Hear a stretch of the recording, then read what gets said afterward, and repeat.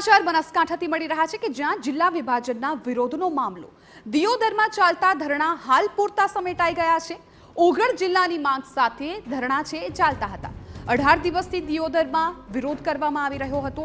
ઓગળ જિલ્લા સંકલન સમિતિએ જાહેરાત કરી નાણાં સમય ન વેડફાય તે માટે સમાપન તેવું સંકલન સમિતિનું નિવેદન સામે આવ્યું। નવી રણનીતિ સાથે ઉગ્ર લડતની જાહેરાત પણ કરાઈ। તાલુકા મંથનને બદલે ગામ લેવલથી ધરણા કરવામાં આવશે। સંકલન સમિતિની નવી ટીમની રચના કરવામાં આવશે। દરેક ગામમાંથી 11 સભ્યોની નિમણૂક કરવામાં આવશે।